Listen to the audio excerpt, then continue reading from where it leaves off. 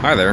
Welcome back to a very special mobile episode of Stoned Storytelling with Rex, wherein I get stoned and tell you ridiculous stories from my past. You will notice that I am wearing the storytelling flannel. This is the black one because I feel like maybe the pink one died in the wash. I'm not entirely sure. It's been a while since I've seen it. But we're recording today from the patio of Starbucks, right next to the police and the police station, and just over that way is the courthouse. So this is going to be fun. Today, since we are out and about and in such close proximity to various aspects of law enforcement, we're going to be enjoying some CO2 oil today. It's a Eureka pen. This is the Cushberry Indica variety. Always nice. I'm an indica man. I like that kind of heavy, lethargic couch lock sort of feeling. So we'll go ahead here.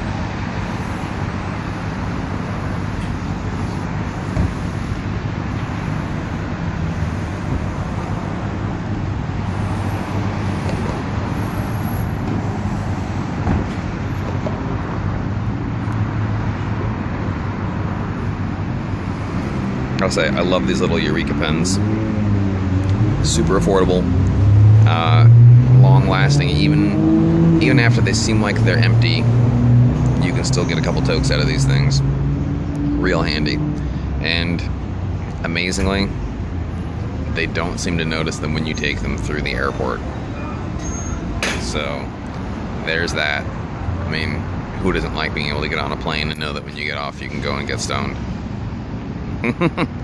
Anyhow, just a little bit more of this.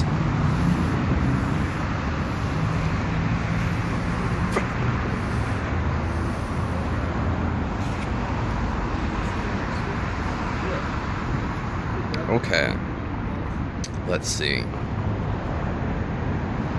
Today's story will be, well, let's see, for lack of a better name, we'll call it San Francisco Stripper Birthday. So this story goes back to when I was, I guess, just freshly 21, and I was living in San Francisco for the first time. And I had initially moved down there to live with a woman on a really fabulous houseboat in Sausalito. But after the houseboat caught fire, owing to faulty electrical systems, it had a way of kind of causing a rift in the relationship, and she asked me to move out.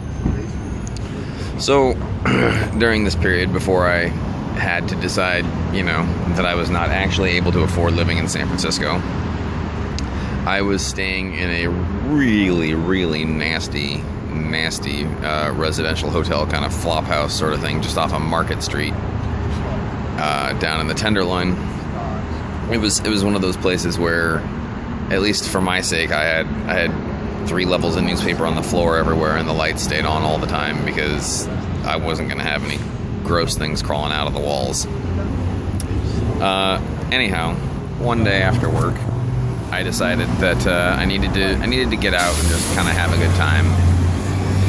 I've been working a lot. Things have been really stressful, and quite frankly, I wanted to meet some girls and get laid. So I put on the best clothes that I had at the time, which wasn't really saying much because it was a pair of jeans that didn't have a rip in them, and this red button-down shirt and a tan corduroy jacket. It made me look like some sort of skeezy college professor from 1977, but apparently it worked out. Well, I was out strolling, and I don't even honestly remember what part of town I was in San Francisco. I would just walk up one street and down another and over this hill and down this hill, and I came around the corner and I looked, and there was this Victorian walk-up, and in the basement they had a bar set up, and I thought, well, that looks pretty cool. So I wandered down into the bar, and there was this beautiful bartender. Her name was Valeria. Valeria started chatting me up, asking me what I wanted to drink, and I asked for a Fernet, which instantly kind of threw her off. I guess, you know, it wasn't a common drink, but being a European woman and a bartender in San Francisco, she loves the hell out of Fernet. So she says, hey, that sounds great. You know what, let me buy you this shot of Fernet and I'll do one with you. I said, okay, great, thanks. So she buys the Fernet and we shoot them together, and I ask for a shot of whiskey and I pay for my shot of whiskey, and I'm sitting there sipping it, talking to this beautiful girl. And she asks me what I'm up to this evening. I say, oh gosh, you know, not really doing anything at all, just kind of out having a stroll, grabbing a drink, seeing where the night takes me.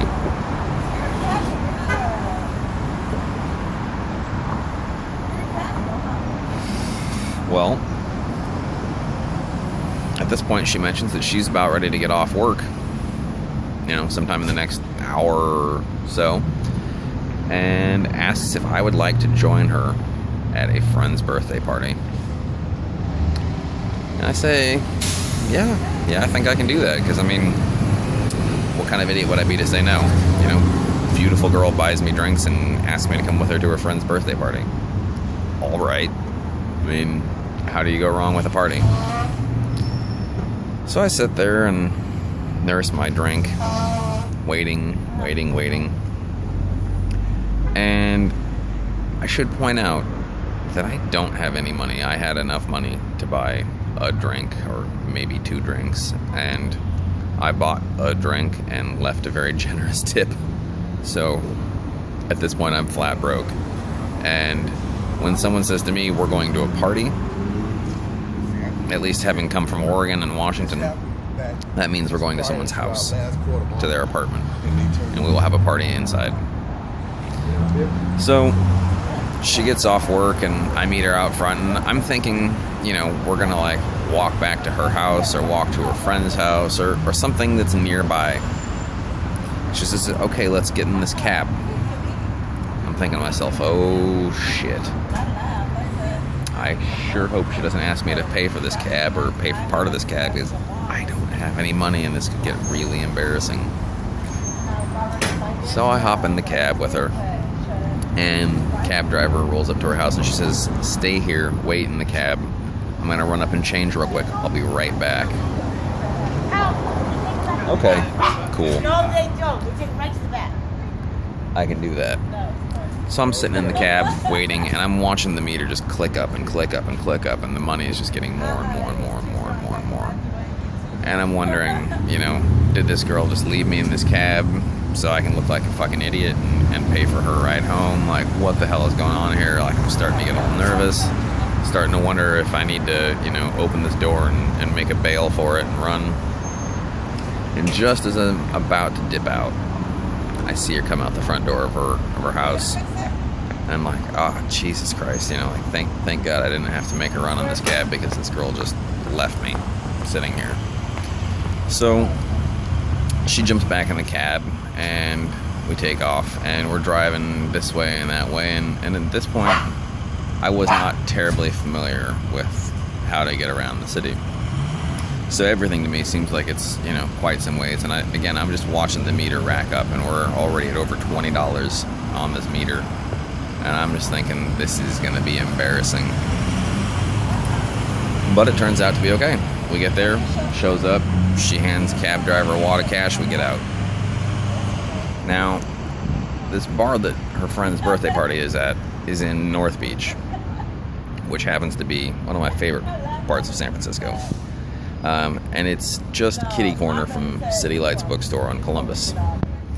And the building in question is a corner building, and it's got a sort of a narrowing up on the front where the building meets the corner. And it's one of those spots that seems to change hands every few years, because, you know, they just can't seem to keep a business going there. I'd imagine that it owes something to do with ridiculously high rents and probably some kind of mob-controlled situation, but that's just my guess. Well, we roll up to this bar, and there's a line of people around the block waiting to get in. And she just walks up to the front door and strolls on in, and I follow behind her. So, you know, already we're off to a good start. Well, I'm thinking, okay, you know, here we are in this swing bar, and her friend's probably just somewhere sitting around here, and they'll be here anytime now. Oh, no, that was not the case at all. Not at all. We look to the back of the room, and there's a staircase going up to the second floor to a little mezzanine level. And there's a man standing at the bottom of the stairs with a clipboard and a velvet rope. And again, she strolls right up to the man and says, "Hello, my name is Valeria, and I'm here for so-and-so's birthday party." Says, "Okay, sounds good." Put stamp on each of our hands, and up we go. This narrow little staircase to this mezzanine level of this bar and restaurant. Well, I had no idea what I was getting myself into, because when I got to that last stair and I looked into this room, I realized that I was the only straight man in a room full of gorgeous women, like devastatingly beautiful women, and they were all decked to the nines in cocktail dresses and little frocks, and just, oh my god, can't even hardly begin to put into words just what a sight it was. And then she tells me that her friend, whose birthday it is one of San Francisco's premier exotic dancers, as are all of her friends. So my little 21-year-old brain was just about to melt down. Well, I'm sitting here and I'm talking to all these beautiful women and having a wonderful time, enjoying myself, just feeling like, you know, the king of the concert. And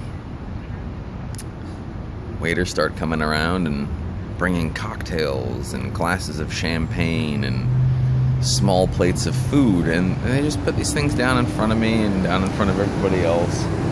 And at no point have I ordered anything, and at no point has anyone come around and asked me to make any kind of contribution or whether or not I wanted these foods and drinks. So I'm thinking, well, shit, this is a party. Way to go. I mean, you've got a private bar, you've got the VIP section, you're hooking people up with food and drinks. Can't complain. Well, the night goes along and everyone's having a great time, and people are dancing, and the music's bumping up from the DJ downstairs, and everyone's eating and drinking and getting tipsy and just loving life. And Valeria says to me, "Hold on a second, I'll be right back. I'm gonna go downstairs and talk to somebody." I think she was going down to try and buy some cocaine, but that's neither here nor there. Well, she's down there and she's gone again quite some time.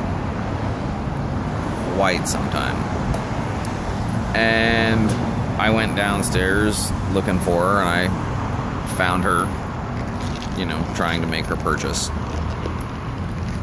She said, yeah, I'm almost ready. Meet me back upstairs. We'll be ready to go here just a little bit.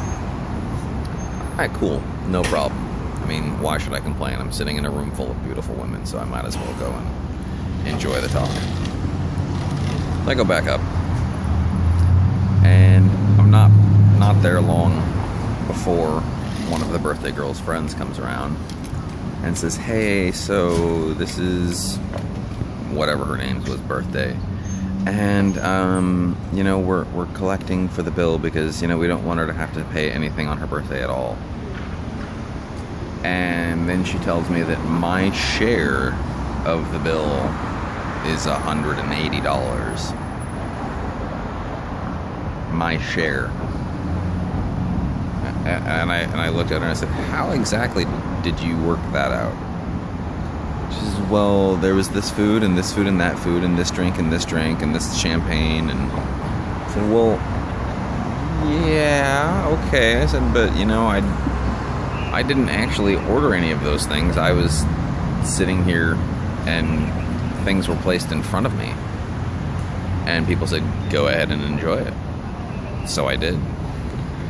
And it was at that moment that I had to rather embarrassingly tell these people that I had not a dime to my name. I think I even opened up my wallet and, let the moths fly out. Well, the very, very friendly attitudes that everyone had been exhibiting all evening suddenly cooled. And wouldn't you know it, Valeria was nowhere to be found. So it ended the evening rather abruptly. Let that be a lesson to you. Don't go to fancy stripper birthday parties at exclusive VIP bars when you don't have cash, or learn how to run fast. Anyhow, thanks for tuning in. This is me and my vape pen. This is another episode of Stone Storytelling with Rex. Take care.